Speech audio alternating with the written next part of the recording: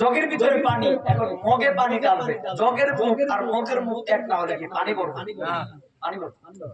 তো আমিরুল হক আপনারা শ্রোতা, বক্তা এবং শ্রোতার কালেকশন যদি ঠিক না থাকে পরিপূর্ণ ফয়েজ আসে না। ফয়েজ কি বলো হুজুর? ফয়েজটা কি? ফয়েজটা কি শোনা যায়?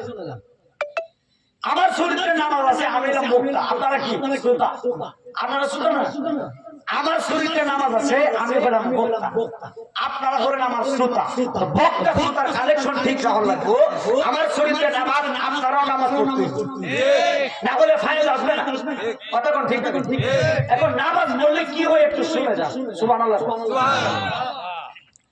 নবী বলতেছে সাহাবীরে, সাহাবী তোমার সামনে কি দেখো? বলে হুজুর একটা পুকুর দেখা যায়। নবী ডাক দেখো বাংলা, এই পুকুরের ভিতরে তুমি যদি দিনে 5 বার গোসল দাও তোমার শরীরে ময়লা থাকবে না।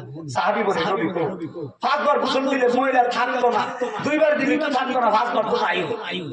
তো নবী বলতেছে তুমি 5 বার গোসল দিলে যদি তোমার শরীরে ময়লা থাকতো না, তো আমার উম্মতের মধ্যে যারা প্রত্যেকদিন দৈনিক 5 ওয়াক্ত নামাজ পড়ে তাদের শরীরে কোনো গুনাহ থাকতো না। সুবহানাল্লাহ।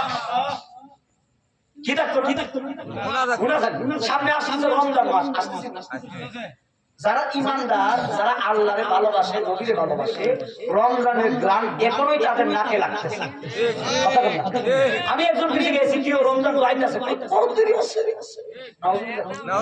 না হলো আসছে না, বহুত দেরি আছে, এবারে বোঝা গেল হলো খাবি না বাকি কথা কয় না, আসেনি কিছু, আসেনি তোলা ভাই, তাই হলো খাবি না বাকি, তাই হলো ফেটে দিয়েছা কিসা তাহলে ফেট আর কিছু না।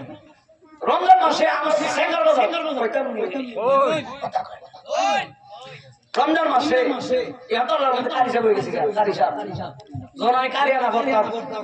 আমি কারিয়ানার ক্লাস শেষ করে বাড়িতে গেছি। রমজান মাসে মাশাআল্লাহ দিলে আমার বাজারে ফোনটা লাগায়, আপনাদের এইদিকে মনে হয় লাগায় না। দোকানদারের কোনো দোষ নাই, এবার তো ব্যবসা করবো, আমরা যাই গেলি গরম করে না,